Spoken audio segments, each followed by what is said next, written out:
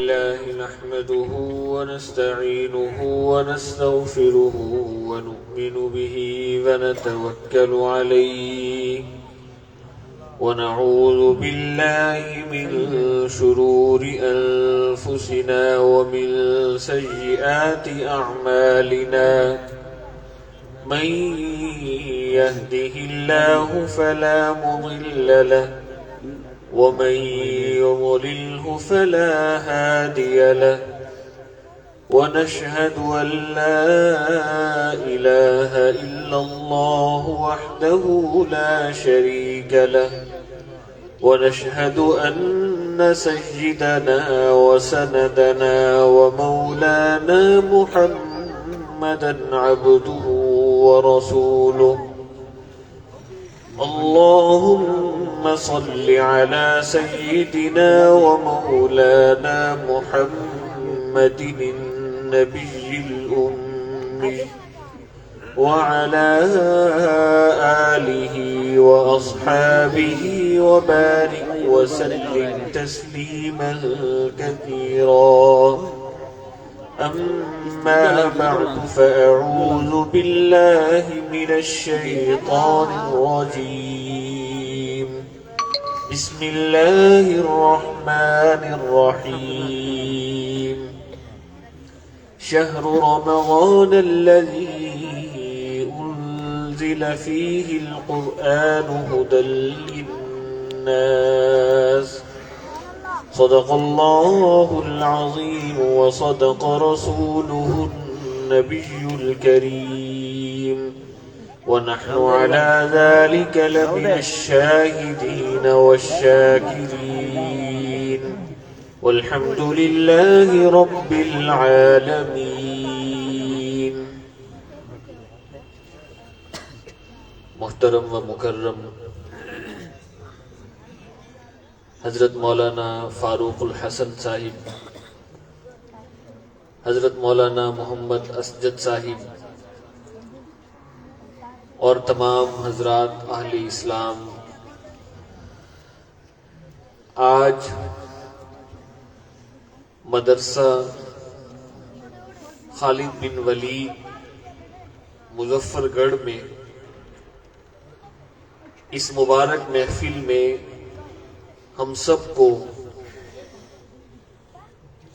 ایک بہترین مقصد کے لیے، ایک اعلیٰ مقصد کے لیے بیٹھنے کی سعادت حاصل ہو رہی ہے. وہ مقصد یہ ہے کہ ہم سب آج مل کر ان سعادت مند بچوں کی دستار بندی کا منظر دیکھیں گے جن کو اللہ جل شانہ اس کائنات کی سب سے بڑی دولت عطا فرما رہے ہیں. آج اس کی تکمیل ہو رہی ہے، مکمل ہو رہی ہے. قرآن مجید جو اللہ تبارک و تعالی نے خاتم الانبیاء سرور دو عالم حضور اقدس صلی اللہ علیہ وسلم کے قلب اطہر پر نازل فرمایا، وہ اس کائنات کی سب سے بڑی دولت ہے. قرآن سے بڑھ کر کوئی دولت نہیں ہے، سب سے بڑی دولت. اس کی وجہ یہ ہے کہ اللہ تبارک و تعالی جو کائنات کے خالق ہیں، ہمارے خالق ہیں، سب سے بڑی ذات ہے. یہ کلام اللہ تعالی کی ذات کے اندر سے صادر ہوئی، اللہ تعالیٰ کی اپنی ذاتی کلام ہے، ذاتی گفتگو ہے، ذاتی باتیں ہیں جو قرآن کی صورت میں اللہ تعالیٰ نے اس امت کو عطا کر دی. ہم سب کو، جو بھی اہل اسلام ہیں، اہل ایمان ہیں، ہر دل میں اللہ تعالیٰ نے محبت کا جذبہ رکھا ہے، اور اہل ایمان کو سب سے زیادہ محبت، سب سے زیادہ عشق وہ اللہ تبارک و تعالیٰ کی ذات سے ہے، اللہ تعالیٰ سے ہے، کیونکہ اللہ تعالیٰ خالق ہے. اور اللہ تعالیٰ ہی کی وجہ سے، اللہ تعالیٰ کے تعلق کی وجہ سے حضور اقدس صلی اللہ علیہ وسلم سے بھی ہے. تو اللہ تبارک و تعالیٰ کے ہم سب عاشق ہیں، سب محب ہیں. اور کسی بھی مسلمان سے سوال کیا جائے، کسی بھی مومن سے پوچھا جائے کہ آپ کو سب سے زیادہ محبت کس سے ہے، سب سے زیادہ عشق کس سے ہے، تو ہر ایک یہی کہے گا کہ مجھے سب سے زیادہ محبت، سب سے زیادہ عشق اللہ سے ہے۔ ایسے ہے کہ نہیں ہے؟ تو اللہ تبارک و تعالی سے جب محبت ہے، اور انسان کی فطرت ہے جس سے محبت ہوتی ہے اس سے وہ باتیں کرنا چاہتا ہے، اس سے گفتگو کرنا چاہتا ہے، اس کی باتیں سننا چاہتا ہے، اس کی گفتگو سننا چاہتا ہے۔ اب اس دنیا میں رہتے ہوئے، اس زندگی کے دوران ہم اللہ تبارک و تعالی سے براہ راست اپنی اس زبان سے گفتگو کر لیں، اس کا طریقہ صرف اور صرف یہی ہے کہ اللہ تبارک و تعالی کی جو کلام قرآن مجید میں اللہ تعالی نے ہمیں عطا فرما دی ہے اس کی ہم تلاوت کر لیں، گویا کہ اللہ تبارک و تعالی سے باتیں ہو رہی ہیں، اللہ تعالی سے گفتگو ہو رہی ہے۔ تو اس لیے یہ سب سے بڑی دولت، سب سے بڑی نعمت ہے، اور اس نعمت کو اللہ تعالی نے ان چھوٹے سے بچوں کے سینوں میں محفوظ کر لیا۔ اتنا بڑی دولت ہے، کائنات کی سب سے بڑی دولت ہے، لیکن چھوٹے سے بچوں کے سینوں میں محفوظ کر لی۔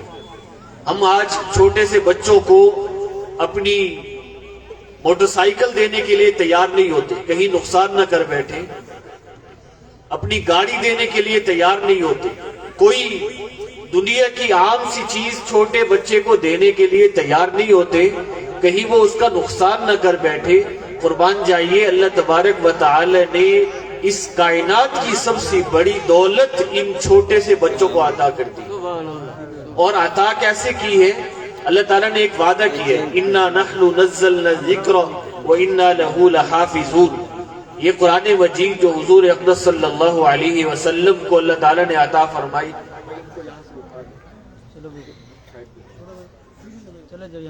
آپ ادھر ادھر پیچھے بیٹھ دو،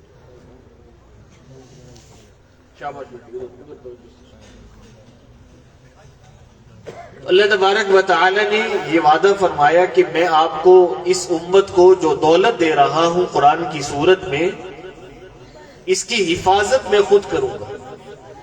اب اللہ تبارک و تعالی نے پہلے بھی ایک مرتبہ آپ سب نے سنا ہوا ہے، تاریخ میں موجود ہے، کعبۃ اللہ پر ابرہہ نے اپنے ہاتھیوں کے ساتھ حملہ کیا تھا۔ ہاتھی اس دور میں ایسا کام کر رہے تھے جیسے آج کل جنگ میں ٹینک کام کرتے ہیں۔ تو گویا کعبۃ اللہ کو، بیت اللہ کو، اللہ کے گھر کو گرانے کے لیے ٹینکوں کے ساتھ حملہ آور ہوا ابرہہ۔ اللہ تبارک و تعالی نے اس کعبۃ اللہ کی، اپنے گھر کی حفاظت کیسے کی؟ چھوٹے چھوٹے ابابیل بھیج دیے۔ ہر ابابیل ایک پرندہ ہے، چڑیا سے ذرا بڑا ہوتا ہے، کبوتر سے چھوٹا ہوتا ہے، اس کے چونچ میں اور پاؤں میں کنکر تھے، دونوں پاؤں میں اور چونچ میں تین کنکر تھے، اور وہ ابرہہ کے ہاتھیوں پر اس طرح گرے کہ میزائل کا کام کر رہے تھے، پورا لشکر تباہ و برباد ہو گیا۔ جیسے اللہ تبارک و تعالی نے بیت اللہ شریف کی حفاظت کا وعدہ کیا، اللہ تعالیٰ کا گھر ہے، اللہ تعالیٰ خود ہی حفاظت کرنے والے ہیں۔ آپ صلی اللہ علیہ وسلم کے دادا عبد المطلب نے یہی تو کہا تھا کہ میں ان اونٹوں کا مالک ہوں تو میرے ذمے ان اونٹوں کی حفاظت ہے۔ اس بیت اللہ کا مالک اللہ تبارک و تعالی ہے، اپنے گھر کی حفاظت وہ خود کرے گا۔ اور کیسے حفاظت کی کہ ابابیل جیسے چھوٹے پرندوں کو بھیجا، انہوں نے ابرہہ کے لشکر کو تباہ و برباد کر دیا، اور اس طرح اللہ تعالیٰ نے کعبۃ اللہ کی حفاظت کی۔ ایسے ہی اللہ تبارک و تعالی قرآن مجید کی حفاظت کا وعدہ بھی کر چکے ہیں، اور اس قرآن مجید کی حفاظت اللہ تعالیٰ نے جس ذریعے سے کی، جو ظاہری سبب اختیار کیا، وہ ان چھوٹے سے بچوں کے سینے ہیں۔ اور یہ اتنا بڑی دولت ان چھوٹے سے بچوں کے سینوں میں محفوظ ہو چکی ہے کہ اس دولت کے بعد وہ دنیا و ما فیہا کی دولت بھی حاصل کر لیں، یعنی پوری دنیا کے بادشاہ بن جائیں، پوری دنیا کی مال و دولت ان کے قدموں میں ڈھیر ہو جائے، تو پھر بھی سب سے بڑی دولت قرآن مجید پورا تو بہت بڑی دولت ہے۔ ایک آیت کا ایک حرف جس کے بدلے میں اللہ تعالیٰ 10 نیکیاں عطا فرماتے ہیں، وہ ایک حرف بھی پوری دنیا اور دنیا کے اندر جو کچھ ہے اس سے بہتر ہے۔ یہ بات ہمیں فی الحال اس پر یقین کر لینا چاہیے، لیکن سمجھ میں آئے گی جب ہماری آنکھیں بند ہوں گی۔ سمجھ اس وقت آئے گی کہ جب ہم اس دنیا سے جائیں گے، جب ہم قبر میں پہنچیں گے، جب ہمیں موت آئے گی، قبر میں جب پتہ لگے گا کہ یہاں تو کرنسی چل رہی ہے نیکی کی، یہاں تو دنیا کی کرنسی، مال دولت، سونا چاندی، روپیہ اور ڈالر، ریال، ان میں سے کوئی کرنسی بھی کام نہیں کر رہی، صرف اور صرف ایک ہی کرنسی کام کر رہی ہوگی، اور وہ کرنسی ہوگی نیکی کی۔ اس وقت قدر محسوس ہوگی، اس وقت انسان یہ خواہش کرتا ہے۔ قرآن مجید میں اللہ تبارک و تعالی نے یہ سارے مناظر بیان کر دیے ہیں۔ ہم آج خواہش کرتے ہیں جب ہمارے عزیز اس دنیا سے رخصت ہوتے ہیں کہ کاش کسی طرح وہ عزیز واپس آ کر، وہ رشتہ دار واپس آ کر یا خواب میں آ کر ہمیں بتائے کہ قبر میں اس کے ساتھ کیا ہوا، یا قبر میں آگے عالم برزخ کے مناظر کیا ہیں، انسان کے ساتھ مرنے کے بعد ہوتا کیا ہے، یہ خواہش ہوتی ہے۔ اور ہم خواب میں اس تمنا کرتے ہیں کہ کوئی خواب میں نظر آئے تو اس سے پوچھے۔ اللہ تعالیٰ نے خواب سے ہزاروں گنا، لاکھوں گنا زیادہ قابل یقین قرآن مجید میں اور حضور اقدس صلی اللہ علیہ وسلم کی لسان مبارکہ سے ہمیں سارے مناظر بیان فرما دیے ہیں۔ قبر میں جا کر انسان کو محسوس ہوتا ہے کہ سب سے بڑی دولت تو نیکی ہے، جس کی طرف میں نے دنیا کے اندر کوئی توجہ ہی نہیں کی۔ میں دنیا کے اندر مال اور دولت کے پیچھے پڑا رہا اور روپیہ پیسہ جمع کرنے کی فکر میں رہا، زیادہ سے زیادہ اس کو محفوظ رکھنے کی، اپنی اولاد کے لیے کمانے کی، اپنے ورثاء کے لیے زیادہ سے زیادہ چھوڑ کر جمع کرنے کی فکر میں رہا، لیکن جو چیز ساتھ لے کر آنے کی تھی وہ تو میں لایا ہی نہیں، زیادہ مقدار میں نہیں لایا، تھوڑی مقدار میں لایا ہوں۔ اور اگر خدا نہ خواستہ کوئی کافر ہو، وہ تو قبر کے اندر جا کر مر جاتا ہے، موت تو آتی نہیں ہے، وہ ہر لمحہ مرتا ہے، ہر لمحہ اڑتا ہے اور اللہ تعالیٰ سے درخواست کرتا ہے۔ حتی اذا جاء احدهم الموت قال رب ارجعون، اللہ تعالیٰ سے درخواست کیا کرتے ہیں، یا اللہ مجھے کچھ دیر کے لیے دنیا میں واپس بھیج دیجیے، تھوڑی سی دیر کے لیے اس دنیا میں واپس بھیج دیجیے، لعلی اعمل صالحا فیما ترکت، جو میں دنیا کے اندر زندگی چھوڑ کر آ چکا ہوں، مال اور دولت چھوڑ کر آ چکا ہوں، اور مال اور دولت ہی کے پیچھے پڑا رہا، نیکی کے پیچھے نہیں پڑا، نیکی کی فکر نہیں کی، قرآن مجید جیسی اتنا عظیم الشان دولت کی قدر نہیں کی، اس کو میں جا کر پڑھ لوں، اس پر ایمان لے آؤں، زیادہ سے زیادہ نیکیاں جمع کر لوں، بلکہ زیادہ تو کیا جمع کروں، تھوڑی سی دیر کے لیے مجھے واپس بھیج دو تاکہ میں 2 رکعت نماز ہی پڑھ لوں، یا اتنی سی دیر کے لیے بھیج دیجئے کہ میں 1 مرتبہ کلمہ پڑھ لوں، یا 1 مرتبہ جا کر اللہ تبارک و تعالیٰ کے ہاں توبہ کر کے استغفر اللہ کہہ لوں، یعنی 2 لمحات کے لیے واپس بھیج دیجئے۔ اس وقت انسان یہ خواہش کرتا ہے۔ یہ اللہ تعالیٰ فرما رہے ہیں ایسا ہونا ہے، ایسا ہو رہا ہے، جو ہمارے سے پہلے چلے گئے ہیں، جو بھی قدر کر کے نہیں گیا اس وقت کی، اس دنیا کی اور اس زندگی کی قدر کر کے نہیں گیا، اس کو پچھتاوا ہو رہا ہے۔ اللہ تعالیٰ اس وقت تو فرماتے ہیں کلا انہا کلمۃ هو قائلها، ہرگز نہیں ہو سکتا، اب قبر سے واپس آپ نہیں جا سکتے، انہا کلمۃ هو قائلها، اب قبر میں رہ کر آپ صرف یہ خواہش کر سکتے ہیں، یہ باتیں کر سکتے ہیں، آپ چاہنے کے باوجود واپس نہیں آ سکتے۔ وَمِن وَرَائِهِمْ بَرْزَخٌ إِلَىٰ يَوْمِ يُبْعَثُونَ، اب ہمیشہ ہمیشہ کے لیے قیامت کے دن تک اٹھنے کے لیے یہاں اس عالم برزخ میں ایسے رہنا ہے، کوئی نیکی کرنے کا موقع نہیں ملے گا۔ تو اس وقت جا کر ایک ایک نیکی کی قدر محسوس ہوتی ہے۔ پھر انسان جب عالم برزخ، عالم حشر میں اٹھے گا، جب میدان محشر لگے گا، جب میدان محشر قائم ہوگا، اس وقت انسان جو بدبخت ہوگا، جو محروم ہو جائے گا، جس کے پاس نیکیوں کا ذخیرہ نہیں ہوگا، وہ کیا چاہے گا؟ یود المجرم لو یفتدی من عذاب یومئذ ببنی، جب اس کے لیے عذاب جہنم کا فیصلہ ہوگا، کیونکہ قرآن نہیں ہے، قرآن سینے میں محفوظ نہیں ہے، قرآن پر ایمان نہیں ہے، قرآن کی تلاوت نہیں ہے، قرآن پر عمل نہیں ہے، اور خالی ہاتھ ہیں، ایمان کی دولت سے محروم ہے، اعمال صالحہ کی دولت سے محروم ہے، تو پھر جہنم کا فیصلہ ہے۔ تو اس وقت وہ خواہش کرے گا کاش کہ میرے اس جہنم کے عذاب سے مجھے چھڑا دیا جائے اور میرے بدلے میں میری اولاد کو جہنم میں داخل کر دیا جائے۔ لو یفتدی من عذاب یومئذ ببنی، اس دن کا عذاب میرے بیٹوں کو دے دیا جائے۔ کون سی اولاد جس کے لیے اس دنیا کے اندر رہتے ہوئے حلال و حرام کی پرواہ نہیں ہے، زیادہ سے زیادہ اولاد کے لیے جمع ہو اور اس کے لیے حرام کمانا پڑے، لوگوں کے منہ سے لقمے چھیننے پڑے، بہنوں کا حق کھانا پڑے، بیٹیوں کا حق بیٹوں کو دینا پڑے، بس اولاد ہی کی فکر کے اندر ہم پاگل ہوئے جاتے ہیں اور کوئی فکر نہیں ہوتی کہ شریعت بھی کوئی چیز ہے، اسلام کے بھی کوئی احکام میں کوئی پرواہ نہیں ہوتی۔ اس دن اسی اولاد کے بارے میں انسان کی خواہش یہ ہوگی کہ اس اولاد کو جہنم میں داخل کر دے اور مجھے اس عذاب سے چھٹکارا مل جائے، اور میری بیوی کو عذاب مل جائے، میرے والدین کو مل جائے، یا مجھ سے پوری دنیا کی دولت لے لی جائے۔ دنیا کی دولت ہوگی نہیں، بالفرض اگر کسی کو دے دی جائے تو وہ خواہش کرے گا کہ پوری دنیا لے لو اور مجھے صرف ایمان کی دولت مل جائے اس پوری دنیا کے بدلے میں، اور عذاب جہنم سے چھٹکارا مل جائے۔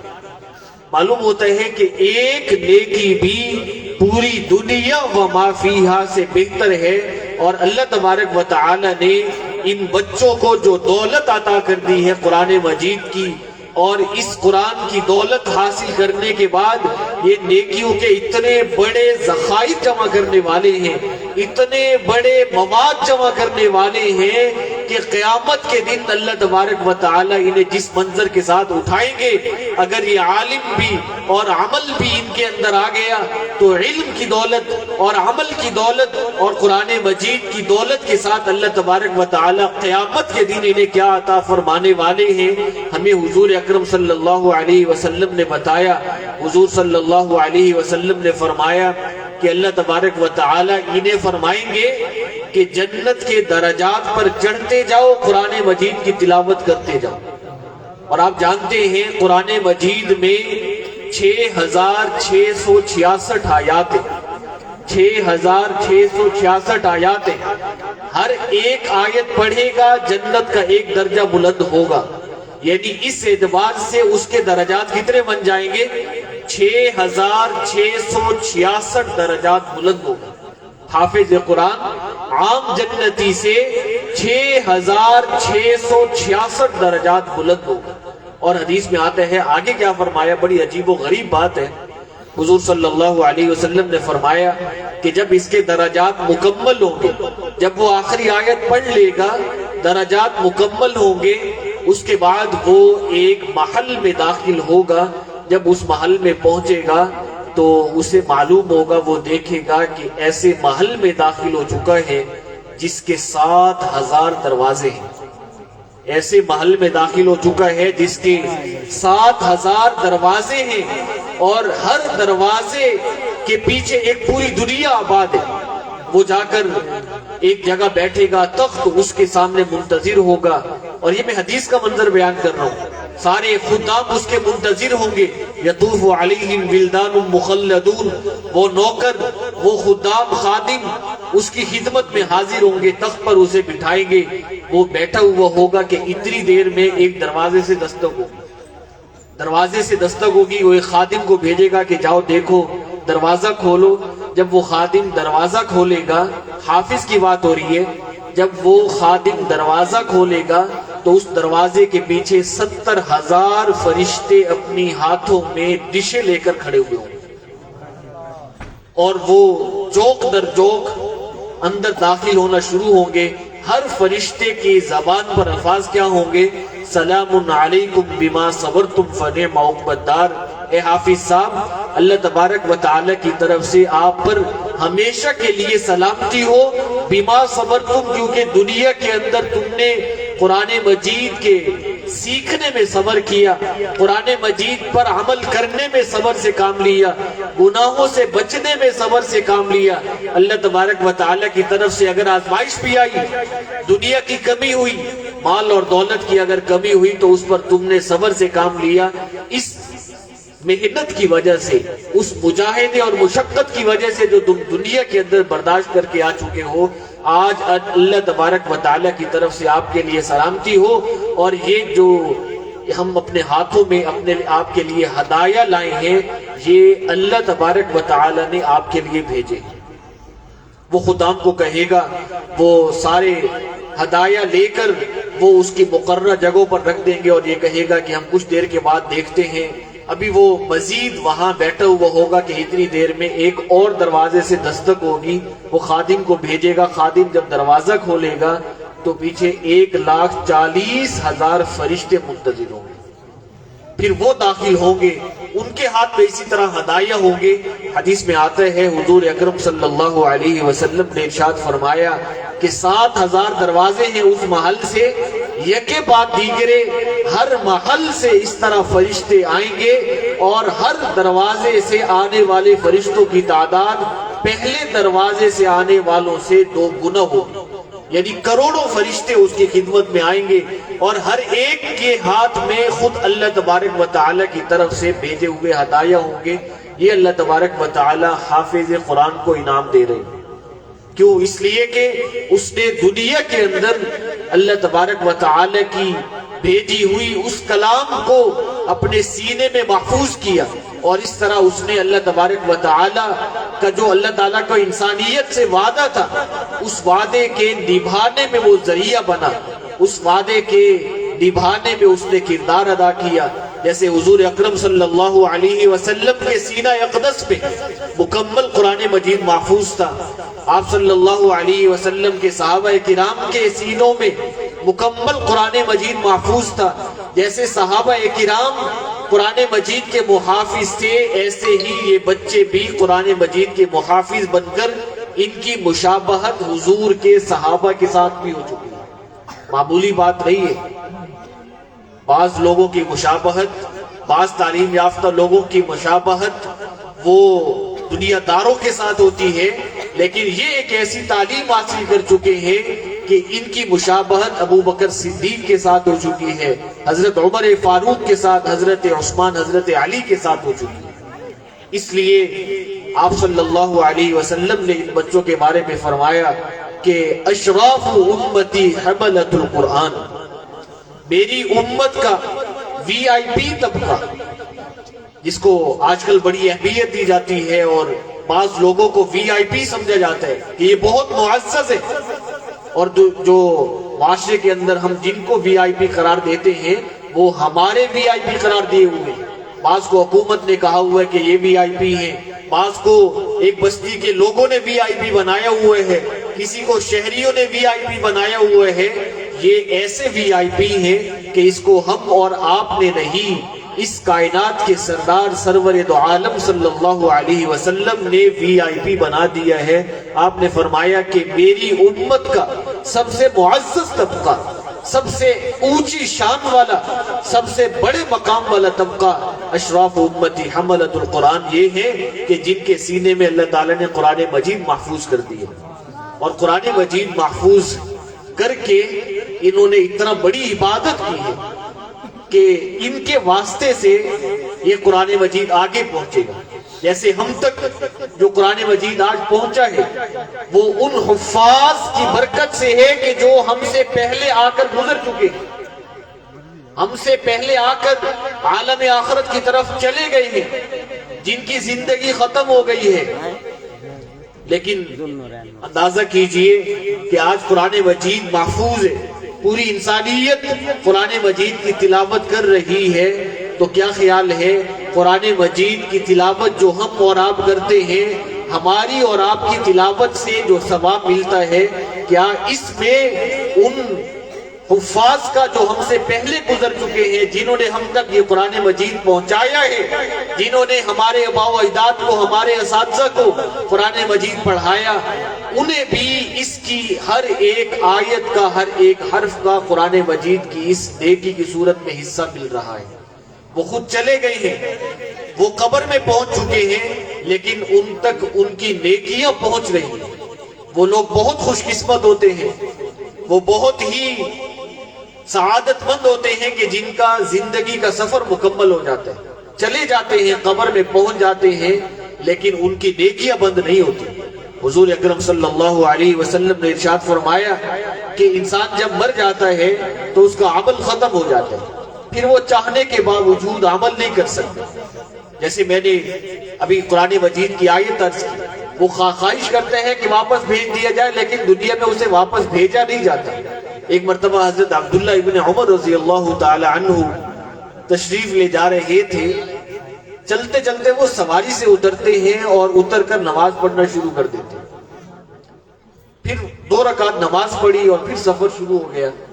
ساتھیوں نے پوچھا کہ حضرت آپ نے آج ایسا کام کیا کہ پہلے آپ کا معمول نہیں، اور وہ نہ اترنے کی جگہ تھی، نہ آرام کرنے کی جگہ تھی، نہ ہی فرض نماز پڑھنے کا وقت تھا، آپ نے وہاں نماز پڑھ لی، اس کے اندر کیا خاص حکمت ہے؟ تو حضرت عبداللہ ابن عمر رضی اللہ تعالی عنہ نے عجیب جواب دیا۔ وہ فرمانے لگے کہ وہاں چلتے چلتے مجھے ایک قبر نظر آئی تھی، جب میں نے قبر دیکھی تو مجھے خیال آیا کہ اگر اس وقت اس صاحب قبر سے پوچھا جائے کہ حضرت آپ کی اس وقت سب سے بڑی خواہش کیا ہے، آپ کو کیا چاہیے، آپ کی تمنا کیا ہے، تو صاحب قبر یہ کہے گا کہ میری تمنا یہ ہے کہ مجھے دنیا میں 2 منٹ کے لیے 5 منٹ کے لیے واپس بھیج کر 2 رکعت نماز پڑھنے کا موقع دے دیا جائے، یہ اس کی سب سے بڑی خواہش ہوگی۔ پھر مجھے خیال آیا کہ اللہ تبارک و تعالی اسے تو یہ مہلت نہیں دیں گے، اور ایک دن آنا ہے کہ میں نے بھی اس آدمی کی جگہ اس قبر میں پہنچنا ہے۔ جیسے آج یہ قبر میں گیا ہوا ہے، کل میں نے اس قبر میں جانا ہے۔ جیسے آج اس کے دل میں یہ خواہش ہو رہی ہے، کل میرے دل میں بھی یہ خواہش پیدا ہونے والی ہے۔ جیسے آج اس کو موقع نہیں دیا جا رہا واپس دنیا میں آنے کا، کل مجھے بھی واپس قبر سے دنیا کے اندر نہیں بھیجا جائے گا کہ جاؤ نماز پڑھ لو، لیکن وہ مہلت جس کی میں کل خواہش کروں گا، جو کل قبر میں پہنچ کر مانگوں گا، آج مجھے ملی ہوئی، تو کیوں نہ میں اس مہلت سے آج فائدہ حاصل کر لوں جب مہلت ملی ہوئی۔ اس لیے اس خیال کے آتے ہی میں نے نماز پڑھ لی کہ بعد کے اندر پچھتاوا نہ ہو۔ تو بھائی حقیقت یہی ہے کہ قبر میں پہنچنے کے بعد انسان کو نیکی کی قدر محسوس ہوتی ہے، اور اس وقت انسان یہ خواہش کرتا ہے کہ کاش کسی طرح نیکیاں جمع ہو جائیں۔ ایک مرتبہ حضرت بہلول مجذوب جو ایک مشہور بزرگ ہیں، وہ بازار کے اندر گھوم رہے تھے۔ کسی نے اس سے سوال کیا کہ حضرت آپ کا بازار میں کیا کام ہے؟ یہ تو تاجروں کا کام ہے، جن کے تجارت ہے، جن کے پاس مال اور دولت ہے، جن کی ضروریات ہیں، آپ جائیں مسجد میں بیٹھے، آپ یہاں بازار میں کیا لینے آئے ہوئے ہیں؟ تو حضرت بہلول مجذوب نے عجیب جواب دیا، کہنے لگے کہ میرا مقصد یہ ہے، میں اللہ کے درمیان اور بازار میں رہنے والی اس کی مخلوق کے درمیان صلح کرانے کی کوشش کر رہا ہوں، کاش کسی طرح اللہ کی اور اس کی مخلوق کی صلح ہو جائے۔ تو اس نے پوچھا کہ بھائی حضرت بہلول پھر کیا بنا، صلح ہو رہی ہے یا نہیں ہو رہی؟ تو فرمانے لگے کہ اللہ کی طرف سے تو ندائیں آ رہی ہیں، اللہ کی طرف سے تو آوازیں آ رہی ہیں، روزانہ ہر رات کو تہجد کے وقت اللہ تعالیٰ کی طرف سے ندا آتی ہے، اور حدیث میں آیا کہ ندا آتی ہے کہ کیا کوئی مجھ سے مغفرت طلب کرنے والا ہے، مجھ سے مغفرت مانگے میں اسے مغفرت عطا کر دوں، مجھ سے کوئی رزق مانگے میں اسے رزق عطا کر دوں، کوئی مصیبتوں سے بیماریوں سے پناہ مانگے میں اسے پناہ عطا کر دوں۔ اللہ تعالیٰ کی طرف سے صلح کی آفر ہو رہی ہے، لیکن مخلوق کے پاس وقت نہیں ہے، مخلوق صلح کرنے کے لیے تیار نہیں ہے، ان کے پاس ان کی مصروفیات زیادہ ہیں، تجارت چھوڑ کر نماز ظہر پہ جانے کا ٹائم نہیں ہے، تجارت بند کر کے نماز عصر کے لیے مسجد میں جانے کا وقت نہیں ہے، مخلوق صلح کرنے کے لیے تیار نہیں ہے، قرآن مجید کی تلاوت کرنے کا وقت نہیں ہے، نیکیاں جمع کرنے کا وقت نہیں ہے۔ میں اللہ تبارک و تعالیٰ تو راضی ہے صلح کرنے پر۔ اس آدمی کو بڑا جھٹکا لگا کہ کیا ہی عجیب و غریب بات ارشاد فرمائی۔ وہ چلا گیا، ایک مرتبہ پھر اس نے دیکھا کہ حضرت بہلول اب کی بار قبرستان میں بیٹھے ہوئے۔ اس نے سوال کیا کہ حضرت اب آپ قبرستان میں یہاں کیا مقصد لے کر آئے ہیں؟ حضرت بہلول نے فرمایا کہ میرا مقصد آج بھی وہی ہے، میں اللہ کی اور قبرستان میں قبروں کے اندر سوئی ہوئی اس کی مخلوق کے درمیان صلح کرانے کی کوشش میں ہوں۔ اس نے پوچھا کہ پھر صلح ہوتی ہے یا نہیں ہوتی؟ تو حضرت بہلول مجذوب کہنے لگے کہ آج مخلوق تو راضی ہے، جو قبروں میں سوئے ہوئے ہیں یہ تو چیخ چیخ کر کہہ رہے ہیں یا اللہ مجھے ایک لمحہ کے لیے واپس بھیج دو، میں استغفار کرتا ہوں، توبہ کرتا ہوں، مجھے کچھ مہلت دے دو۔ مخلوق تو صلح کرنے کے لیے تیار تو کیا چیخ رہی ہے، لیکن آج اللہ اس صلح کرنے کے لیے تیار نہیں ہے۔ اللہ تعالیٰ کی طرف سے اعلان ہو رہا ہے کلا، آج ہرگز نہیں ہو سکتا۔ کوئی دنیا کے اندر جو 60 سال کی زندگی دی تھی، 70 سال کی زندگی دی تھی، 80 سال کی زندگی دی تھی، وہ تھوڑی نہیں تھی۔ ایک مرتبہ کلمہ پڑھنے کے لیے، اپنے سارے گناہوں سے توبہ کرنے کے لیے 70 سال کوئی کم عمر نہیں تھی۔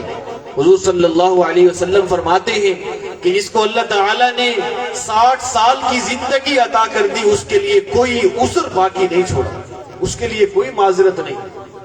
60 سال کوئی معمولی زندگی نہیں ہے۔ ایک انسان تو ایک لمحہ کے لیے اپنے 80 سالہ گناہوں سے توبہ کر سکتا ہے، صدق کے دل سے، سچے دل سے کہہ لے کہ یا اللہ میں توبہ کرتا ہوں، آئندہ گناہ کے قریب نہیں جاؤں گا۔ 1-2 سیکنڈ لگے ہیں، ساری زندگی کے بڑے بڑے گناہوں سے توبہ ہو سکتی ہے۔ ہاں جو مخلوق کے حقوق ہیں وہ ان کو ادا کر دے، لیکن یہ صرف اسی زندگی تک ہے۔ آنکھیں بند ہوتے ہی یہ سلسلہ ختم ہو جاتا ہے، پھر نیکی نہیں کر سکتا۔ تو فرمایا آپ صلی اللہ علیہ وسلم نے کہ ابن آدم جب مر جاتا ہے اس کا عمل ختم ہو جاتا ہے، پھر اسے عمل کرنے کا موقع نہیں ملتا۔ لیکن 3 خوش قسمت ایسے ہیں، 3 سعادت مند لوگ ایسے ہیں کہ وہ چلے جاتے ہیں، قبر میں پہنچ جاتے ہیں، لیکن ان کا نیکیوں کا سلسلہ ان کے قبر میں ہدایہ کی صورت میں پہنچتا رہتا ہے۔ ایک وہ خوش قسمت ہے کہ جس نے اپنی اسی زندگی کے دوران کوئی ایسا کام کر دیا، ایسا صدقہ کر دیا کہ جو اس کے مرنے کے بعد بھی جاری ہے۔ صدقہ جاریہ، مدرسے میں حصہ ڈال دیا، مدرسے کی تعمیر میں حصہ ڈال دیا، مسجد بنا لی، ہسپتال کی تعمیر میں حصہ ڈال دیا، کہیں کنواں بنوا دیا، پانی کی ٹوٹی لگوا دی، کہیں قرآن مجید لے کر رکھ دیا، کہیں درخت لگا دیا۔ کوئی بھی ایسا کام کہ انسان مر جائے لیکن اس کی لگائی ہوئی اس چیز سے لوگ فائدہ حاصل کرتے رہیں، جب تک لوگ اس سے فائدہ حاصل کرتے رہیں گے، لوگ منافع حاصل کرتے رہیں گے، نیکیوں کی صورت میں ہدایہ اس آدمی کے پاس قبر میں پہنچتے رہیں گے۔ دوسرا وہ آدمی کہ جس نے کوئی علمی کام کر کے اس دنیا سے چلا گیا، کوئی اپنے شاگردوں کو قرآن مجید پڑھا گیا، کوئی حدیث پڑھا گیا، کوئی فقہ پڑھا گیا، علم ان شاگردوں کے ذریعے سے پھیلتا رہے گا۔ قرآن مجید پڑھنے والے بچے پڑھیں گے، آگے پڑھائیں گے، جب ان کے شاگرد اور آگے پڑھائیں گے، جیسے یہ ہمارا سلسلہ قرآن مجید کا ہے، ان بچوں نے جن استاد صاحب سے پڑھا، حضرت مولانا قاری اسجد صاحب سے پڑھا، انہوں نے اپنے استاد سے پڑھا، انہوں نے اپنے استاد سے پڑھا، چلتا چلتا یہ سلسلہ حضور اکرم صلی اللہ علیہ وسلم تک پہنچتا ہے۔ اور ہمیں یقین ہے کہ یہ بچے جو تلاوت کرتے ہیں یا جن نے جو ان سے پڑھیں گے وہ تلاوت کریں گے، ان کی نیکیاں اپنے اساتذہ تک اور حضور اکرم صلی اللہ علیہ وسلم تک پہنچتی رہیں گی۔ آپ کو یہ بات ایک واقعے سے سمجھ میں آئے گی۔ ایک آدمی بزرگ بتاتے ہیں کہ میں ایک قبرستان کے قریب سے گزرا تو وہاں میں بیٹھ گیا ایصال ثواب کرنے کے لیے، اور ایصال ثواب کی بہت زیادہ ضرورت ہوتی ہے۔ جو قبر میں سوئے ہوئے لوگ ہیں ان کو ایصال ثواب کی، یعنی آپ کوئی نیکی کریں، قرآن مجید پڑھیں، ہدیہ اس کی نیکی کا اس مرحوم کو کر دیں، رشتہ دار کو، والدین کو وفات پا چکے ہیں تو ان کو کر دیں، یا قبرستان میں جو بھی رشتہ دار پہنچ چکے ہیں ان کو ہدیہ کر دیں۔ حضور صلی اللہ علیہ وسلم فرماتے ہیں کہ قبر میں موجود میت کو اپنے رشتہ داروں کی طرف سے ہدیہ ملنے کا اتنا شدید انتظار ہوتا ہے جیسے کوئی شخص ڈوبا جا رہا ہو اور اسے سہارے کا انتظار اور تلاش ہو۔ ایسے ہی قبر میں موجود شخص کو اپنے رشتہ داروں کی طرف سے ایصال ثواب کا انتظار ہوتا ہے، اور جب اسے کسی رشتہ دار کی طرف سے یا والد کو اولاد کی طرف سے یا استاذ کو شاگرد کی طرف سے نیکی کا ہدیہ پہنچتا ہے، حضور صلی اللہ علیہ وسلم فرماتے ہیں کہ وہ اتنا خوش ہوتا ہے اگر اسے پوری دنیا کی بادشاہت مل جاتی تو اتنا خوش نہ ہوتا جتنا ایک نیکی سے خوش ہوتا۔ تو وہ بزرگ بتاتے ہیں کہ میں وہاں بیٹھا ایصال ثواب کرنے کے لیے تو میری آنکھ لگ گئی، اونگ آ گئی۔ خواب میں کیا دیکھتے ہیں کہ قبرستان سے سارے مردے نکلے اور وہ اس قبرستان میں کوئی چیز چننے میں لگے ہوئے، کوئی چیز جمع کرنے میں لگے ہوئے ہیں، ہر ایک کے پاس تھیلی ہے، وہ جمع کر کر کے اس تھیلی میں ڈالتے جا رہے ہیں۔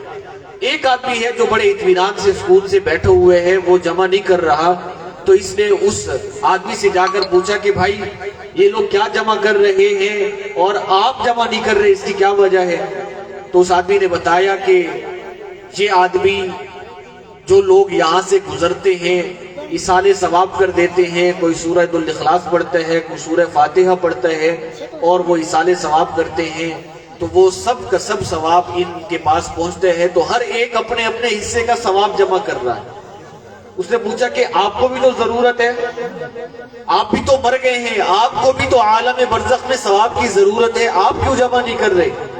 تو وہ کہنے لگا کہ میرا ایک بیٹا ہے، اس کو میں نے حافظ قرآن بنا دیا تھا، وہ روزانہ تاجر ہے، دکان پہ بیٹھا رہتا ہے، قرآن مجید کی تلاوت کرتا رہتا ہے، اور روزانہ وہ رات کو صبح سے لے کر شام تک ایک قرآن مجید مکمل پڑھ لیتا ہے اور رات کو مجھے پورے قرآن مجید کا ہدیہ بھیج دیتا ہے، وہ سارے کا سارا مجھے مل جاتا ہے، تو مجھے چننے کی ضرورت نہیں۔ وہ آدمی اس نے اس سے ایڈریس پوچھ لیا کہ وہ کون ہے اور کہاں رہتا ہے۔ دوسرے دن وہ گیا، دیکھا کہ وہ گڑ کا تاجر تھا، دکان میں بیٹھا ہوا تھا، اس کی زبان حرکت کر رہی تھی، تلاوت جاری تھی۔ اس نے اس کو بتایا کہ بھائی مبارک ہو، آپ اپنے والد کے لیے جو ایصال ثواب کرتے ہیں، قرآن مجید پڑھ پڑھ کر ان کو عطا فرماتے ہیں، وہ ہدیہ ان تک پہنچ رہا ہے اور آپ کے والد آپ سے خوش اور راضی۔ ایک مرتبہ پھر وہ آدمی اس قبرستان سے گزرا، پھر وہ وہاں بیٹھا ایصال ثواب کرنے کے لیے، تو اس کو اونگ آ گئی، تھوڑی سی آنکھ لگ گئی۔ اب خواب میں کیا دیکھتا ہے کہ سبھی مردے قبروں سے نکل کر کچھ چننے میں جمع کرنے میں لگے ہوئے ہیں، اور وہ آدمی بھی جو پچھلی مرتبہ بڑے اطمینان سے بیٹھا ہوا تھا، آج وہ بھی جمع کرنے میں لگا ہوا ہے۔ یہ آدمی اس کے پاس گیا اور کہنے لگا کہ بھائی کیا ہوا؟ آپ کو تو آپ کا بیٹا مکمل قرآن مجید بھیج دیا کرتا تھا، ایصال ثواب کر دیا کرتا تھا، آج کیا ہوا؟ آج آپ کیوں جمع کر رہے ہیں؟ تو اس نے بتایا کہ میرے اس بیٹے کی وفات ہو چکی ہے، وہ بھی مر گیا، اس لیے مجھے اب کوئی ایصال ثواب کرنے والا نہیں۔ ہمارے حضرات فرماتے ہیں کہ اگر وہ بیٹا تاجر نہ ہوتا، اگر وہ بیٹا بھی قاری اسجد صاحب کی طرح پڑھانے میں لگ جاتا، تو اس کے بھی آگے 40 شاگرد ہوتے، 40 شاگردوں کے آگے ہر ایک کے 40 50 شاگرد ہوتے، تو یہ اس کی چین اور اس کا سلسلہ چلتا رہتا، قیامت تک یہ سلسلہ چلتا رہتا اور اس کو ایصال ثواب ہوتا رہتا۔ تو معلوم ہوتا ہے کہ یہ علمی ينتفع به، کوئی انسان علم چھوڑ کر گیا، اپنے شاگرد چھوڑ کر گیا، کوئی کتاب چھوڑ کر گیا، وہ چلا جاتا ہے لیکن اس کا ثواب بند نہیں ہوتا، اس کا ایصال ثواب ہوتا رہتا ہے۔ او ولد صالح يدعو له، یا اگر آپ پڑھ نہیں سکے، پڑھا نہیں سکے، ولد صالح، اولاد کی تربیت اچھی کر دیں، اولاد کو نیک بنا دیں، ایسی اولاد چھوڑ کر جائیں جو آپ کے بعد آپ کو بھولے نہیں۔ اور ایسا نہ ہو کہ آپ کی اولاد تو تصویریں اپنی بیٹھک میں اور ڈرائنگ روم میں لگائے، جب پوتے آئیں تو وہ تصویریں اتار کر سٹور میں رکھ دیں، جب اگلی نسل آئے تو وہ سٹور سے اٹھا کر کوڑا کرکٹ میں پھینک دیں اور ان کو پردادا کا نام ہی معلوم نہ ہو۔ جیسے آج ہمارے آباء و اجداد اس دنیا سے رخصت ہو چکے ہیں، ہم میں سے اکثر ایسے ہیں کہ جن کو پردادے کا نام ہی نہیں آتا، یا پردادے کے بعد کے دادے کا تو کسی کو علم ہی نہیں۔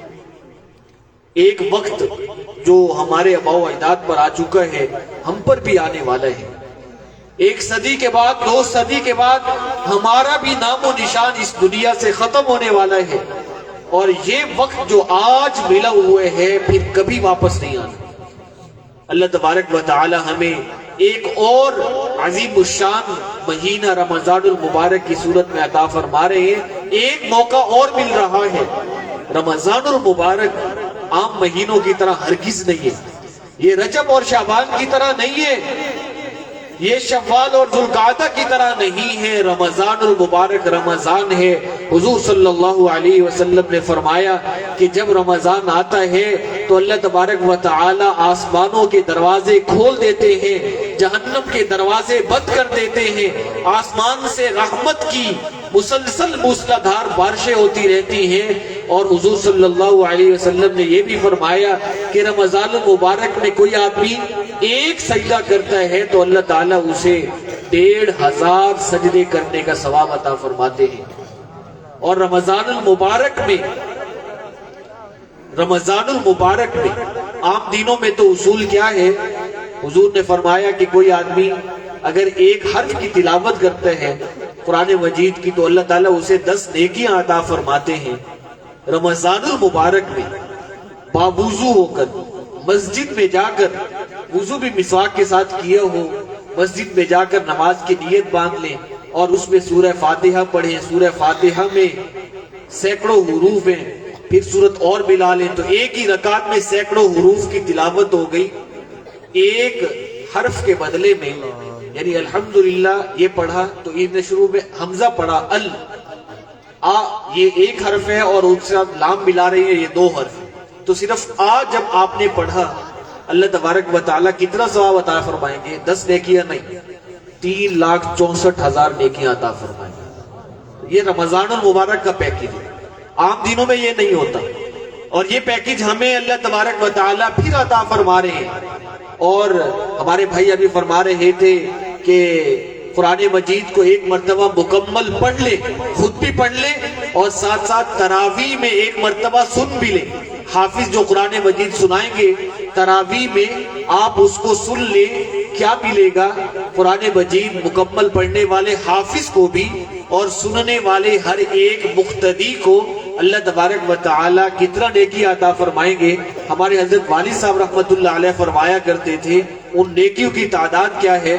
1 خرب 70 ارب 88 کروڑ 58 لاکھ 80,000 نیکیاں صرف ایک رمضان میں عطا فرمائیں گے. یہ اتنا خربوں نیکیاں ہیں. اور ایک نیکی کی قدر کیا ہے؟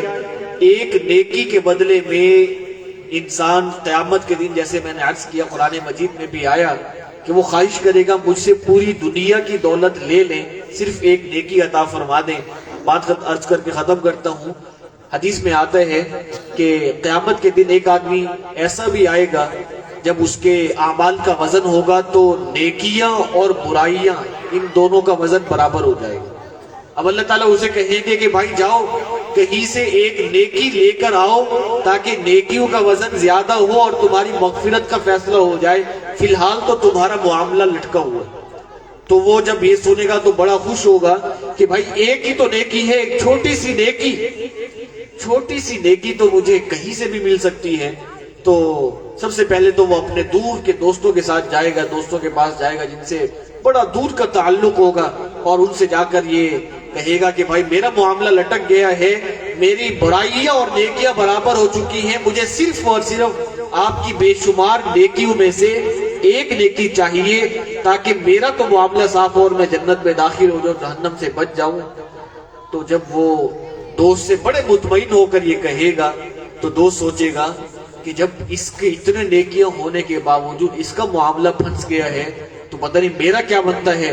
ہو سکتا ہے کہ میرا بھی یہی معاملہ ہو جائے تو مجھے بھی تو نیکیوں کی ضرورت ہے. وہ دوست نیکی دینے سے انکار کر دے گا, انکار شروع ہوگا. وہ قریب کے دوستوں کے پاس آئے گا, بھائی کے پاس آئے گا, بیٹے کے پاس آئے گا, والد کے پاس آئے گا, آخر میں والدہ کے پاس جائے گا جو اس پر جان چھڑکتی تھی اور جس کو اپنی اولاد کے پیچھے دنیا و مافیہ کی کوئی پرواہ نہیں ہوتی تھی. اپنی والدہ سے خواہش کرے گا تو والدہ بھی اسے نیکی دینے سے انکار کر دے گی کہ میرا معاملہ بھی بن سکتا ہے. وہ بڑے مایوس سے انداز میں واپس ہوگا اور اپنے آپ کے بارے میں یقین کر کے کہ بس ابھی میں اللہ کے سامنے جاؤں گا اور میری ہلاکت کا فیصلہ ہوگا, میرے لیے جہنم کا فیصلہ ہو جائے گا, اب تو میں تباہ و برباد ہو گیا. تو مایوس سے انداز میں روتا چیختا چلاتا واپس آ رہا ہوگا. راستے میں ایک آدمی بیٹھا ہوا ہوگا, وہ اسے کہے گا کہ بھائی کیوں پریشان ہو, کیوں رو رہے ہو, چیخ چلا کیوں رہے ہو؟ تو وہ کہے گا کہ مجھے ایک نیکی کی ضرورت تھی, مجھے والدہ نے بھی ایک نیکی نہیں دی. کہیں کہیں میں ہر ایک کے پاس گیا, سب نے انکار کر دیا ہے, اب میری ہلاکت کا فیصلہ ہے, میں تباہ و برباد ہو چکا ہوں. تو وہ آدمی کہے گا کہ بھائی اتنا نیکیوں کے باوجود تم پھنس گئے ہو, میں نے زندگی میں صرف اور صرف ایک ہی نیکی کی تھی, اور تو کوئی نیکی ہے ہی نہیں. تو چلو تمہارا کام بنے, جب اتنا نیکیوں کے باوجود تم پھنسے ہوئے ہو, ایک نیکی سے میں کہاں نکل سکتا ہوں, جاؤ یہ نیکی تم لے لو, تم تو نکلو, میری تو پھر ہلاکت یقینی ہے. وہ ایک نیکی کا ہدیہ لے کر اللہ تعالیٰ کی بارگاہ میں آئے گا. اللہ تعالیٰ کو تو معلوم ہوگا کہ کس نے دی ہے اور کیا ہوا ہے, لیکن اللہ تعالیٰ اس سے پوچھیں گے, وہ بیان کرے گا. اللہ تعالیٰ فرمائیں گے کہ اگر وہ محتاج اور ضرورت مند ہونے کے باوجود تمہیں ایک نیکی دے سکتا ہے, تو میں تو سخیوں کا سخی ہوں, جاؤ اس ایک نیکی کی وجہ سے تمہاری بھی مغفرت ہے, اس دینے والے کی بھی مغفرت ہے. تو اندازہ کیجئے ایک نیکی کی کتنا قدر ہے, صرف ایک نیکی کی. اور یہاں قرآن مجید پڑھنے کی صورت میں اللہ تبارک و تعالی کھربوں نیکیاں عطا فرما رہے ہیں. اور آپ سوچئے پچھلے رمضان المبارک میں آپ کے جاننے والوں میں سے کتنے تھے, پچھلا رمضان میسر تھا, اب ان کے پاس وہ دولت نہیں ہے, وہ نعمت ختم ہو گئی ہے, اب یہ زندگی ہمیں ملنے والی ہے. تو ہمیں چاہیے کہ ہم بھی اسی زندگی کے دوران اس وقت کی قدر کر لیں, اور اس رمضان المبارک کو عام مہینوں سے ہٹ کر گزاریں. روزہ رکھیں, نماز, پانچوں نمازیں ضرور پڑھیں. ایمان دل میں ہو اور نماز نہ پڑھے ہو ہی نہیں سکتا. حضور نے فرمایا کہ کافر اور مومن کے درمیان فرق کرنے والی چیز نماز ہے. نماز بتاتی ہے کہ فلاں شخص کافر ہے, فلاں مومن ہے. تو خدا نہ خواستہ اگر ایمان کا دعویٰ تو ہے, دل میں ایمان ہے اور اللہ کی بارگاہ میں سجدہ دینا گوارا نہیں ہے, تو محض زبان کی حد تک دعویٰ ہے, کام کافروں والے ہیں. تو اس لیے نماز کی پابندی ہو, اور قرآن مجید جو اللہ تعالیٰ کی سب سے بڑی دولت ہے, اس کی روزانہ ایک رکوع تلاوت تو یقینی بنا لیں. زیادہ وقت ہے تو 2 رکوع کر لیں, 1 پاؤ کر لیں, 1 پارہ کر لیں. قرآن مجید کی قدر کر لیں اور اس وقت کی قدر کر لیں. اللہ تبارک و تعالی ہم سب کو توفیق عطا فرمائے. وآخر دعوانا الحمدللہ.